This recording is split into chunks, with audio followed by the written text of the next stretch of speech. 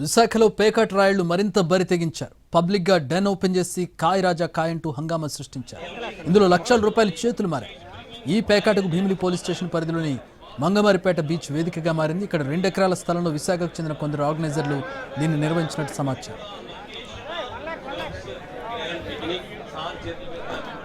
Picnic పేరుతో భారీ gathering చేశారు.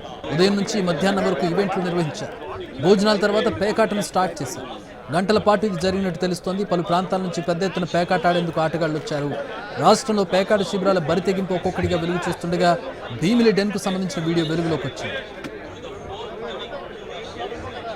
అయితే విశాఖలోని కొన్ని పేకాట క్లబ్లకు చెందిన సభ్యులు ఇందులో ఉన్నారు.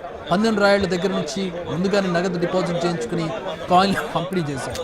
అంతేకాదు ఇక్కడ చేతులు మారిన డబ్బును లెక్కబెట్టడానికి కౌంటింగ్ మెషిన్లను కూడా ఏర్పాటు చేశారంటే ఏ స్థాయిలో డబ్బు ఇక్కడ చేతులు మారిందో అర్థం చేసుకోవచ్చు. పేకాట ఆడేందుకు వచ్చిన వారికి సకల సదుపాయాలు కల్పించారు నిర్వాహకులు. ఈ డెన్ నిర్వహణపై పోలీసులు ఆలస్యంగా స్పందించారు. భీమిలి స్టేషన్ ఆర్గనైజర్లపై కేసు నమోదైంది.